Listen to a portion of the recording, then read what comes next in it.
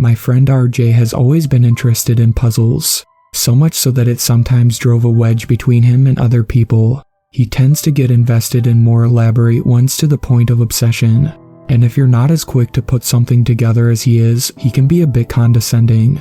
Overall, I think he's got a good heart though, so I don't mind the occasional assholery. I was sitting in the school cafeteria Thursday afternoon when RJ plopped himself down next to me. He wore that shit-eating grin that said, "Ted Ed just posted a new logic puzzle. So, what have you got for me today?" I asked him. "Your parents are pretty chill, right?" He asked back through a mouthful of pizza. "I mean, yes I guess. Depends on what you mean. You think they'd let us go out Saturday morning around 3? I want to try something out." RJ had piqued my interest and was hamming it up now. He was trying to suppress a smile and act all mysterious, but it wasn't working. "You gotta tell me what it is first," I said, laughing to myself a little bit. I knew he wasn't gonna talk though. He was relishing his little secret too much. He just shrugged his shoulders at me and turned his head back towards his pizza. "I'll tell you more this weekend." Friday night came and I got a text from RJ around 10. "Don't fall asleep, dickhead. I will be there at 3 sharp." I knew why he was doing this. RJ didn't have a car and relied on me to take him places pretty often. Where he wanted to go at 3 in the morning was beyond me though. He's not exactly the kind of guy to get drunk in the woods. By 3 o'clock I was on my second cup of coffee and still fighting to stay awake. RJ showed up at the front door wide awake, ready to go to McDonald's. He blurted out as soon as I opened the door. I mimed slamming the door in his face, which didn't change his attitude in the slightest. "I think you finally owe me an explanation," I said, shaking my head. "Why are we going to McDonald's?" RJ explained it to me as we got into the car. He spends a lot of time on 4chan. I don't. Apparently he came across this thread about weird receipts at McDonald's. There were a couple pictures included from people who had received these receipts. They all had a number written in red ink at the bottom of the paper. As an aside, I tried to find this thread he was talking about while I went to post this, but didn't have any luck. I don't ever use 4chan though. If anyone can find the receipt pictures and link them in the comments, I would really appreciate it. RJ told me that some people noticed all of the receipts were processed at 3:33 in the morning on a Saturday. This little detail is what got them thinking this wasn't a coincidence, but might be some sort of big McDonald's secret challenge. Kind of like Cicada 3301 or something. I actually thought this was pretty cool. I knew KFC did something like this with their Twitter account. They sent the guy who figured it out a picture of him getting a piggyback ride from Colonel Sanders. I thought maybe me and RJ could get one with Ronald McDonald if we figured this out. All of the receipts had another thing in common. They had all ordered exactly 5 menu items. The red number at the bottom of the receipt was always a digit 0-5. These menu items differed from receipt to receipt, but they were all numbered orders. For example, number 1 was always the Big Mac.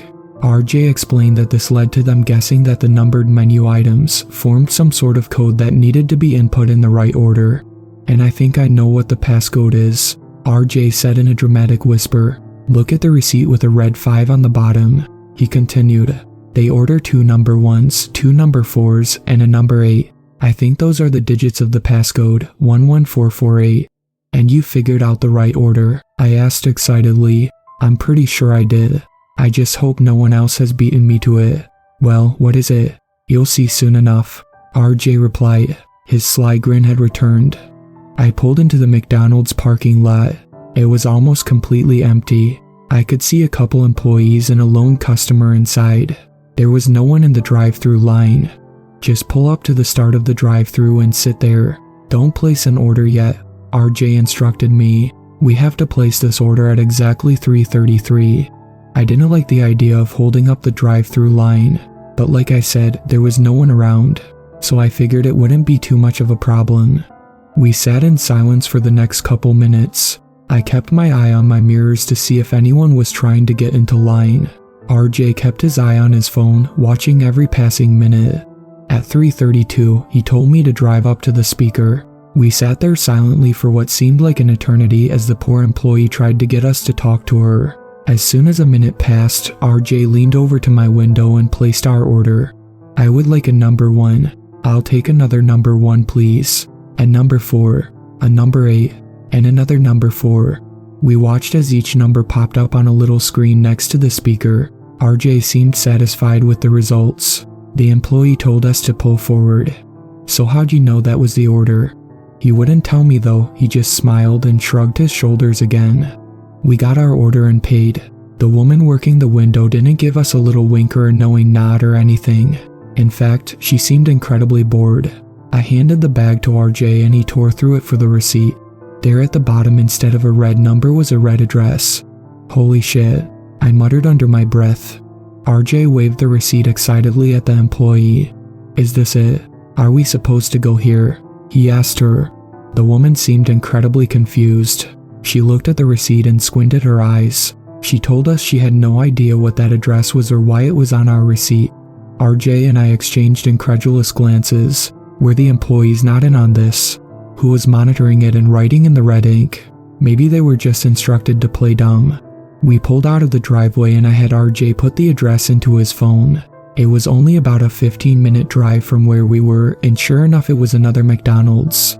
At this point I was totally invested. RJ didn't even have to ask me, I was already driving towards the second location. Once we got on the road again it was completely silent. There were no cars or people anywhere on the street. I suppose it wasn't too weird for such an odd hour. Still, something wasn't sitting right with me. RJ seemed to feel it too. This sense of calm. There was no sound other than the purr of the engine. No rustling tree leaves, no overhead planes, no crickets. Nothing. I shrugged it off at the time as a side effect of being so tired, but now I'm not so sure. When we finally got to the second McDonald's, the parking lot was completely deserted. There were no cars, not even for employees. All the lights inside the restaurant were on, but peering through the windows, it didn't seem like anyone was inside. That's weird, I said as we walked up to the front door. There's no one here. I reached forward and pulled on the glass door, expecting it to be locked. Instead, it gave way immediately, letting off a cheery chime that seemed to linger in the air. Hello, I called out as we walked into the McDonald's. As I spoke, my breath appeared like a thick cloud in front of me. It was freezing inside. Each of our footsteps echoed off the tiled linoleum floor. Is anyone here? Silence. This is so fucking weird. RJ whispered. I'm gonna check the kitchen, maybe there's someone back there. I wasn't sure if that was a good idea, but he was already leaping over the counter. We should go, I said. I don't want to get in any trouble here. This feels weird. No, wait, hang on. He snapped back. What's that? RJ was behind the counter looking out towards the seating area. I turned around, following his gaze. There, alone on a table in the middle of the room, was a single Happy Meal box. We made our way over to the Happy Meal. On closer inspection, we could see a napkin sticking out from under the box. There were 2 words written in the same red ink. Choose one. I looked back at RJ, and he was just nodding at me furiously to open the box. So I opened the cardboard and reached inside. There were 2 small figures wrapped in plastic. Happy Meal toys. But as I looked at them more closely, a feeling of dread began to settle in the pit of my stomach. The figure in my right hand was short and stocky, while the one in my left was taller and more slender. One wore a green hoodie and jeans, the other was in basketball shorts and a t-shirt.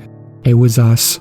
The figures were so detailed, down to our eye color and shoe brands. They were dressed exactly as we were at that moment.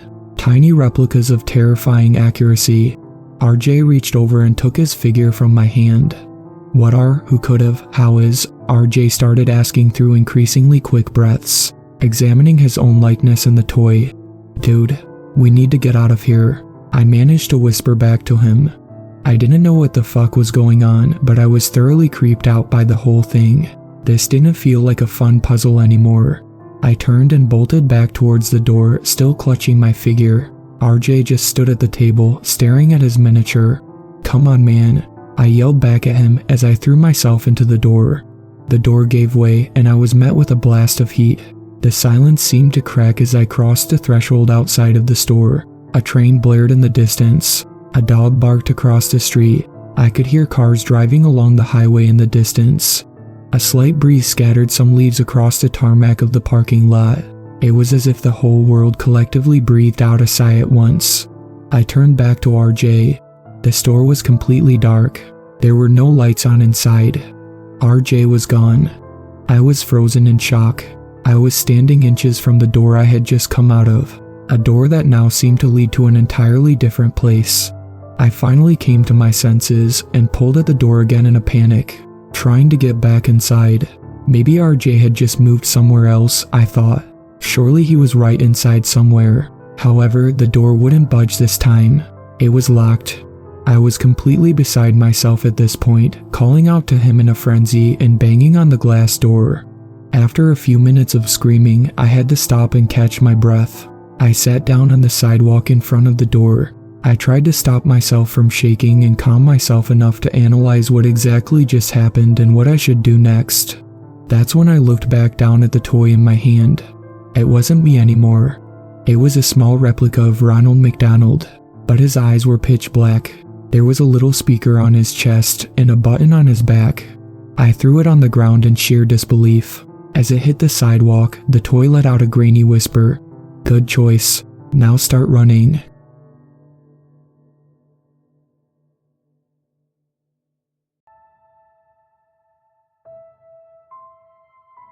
Thank you to my superfans, Sweet Black Swan, Tacy, and Brooklyn. I really appreciate you guys supporting my channel, and I look forward to making more content for everyone.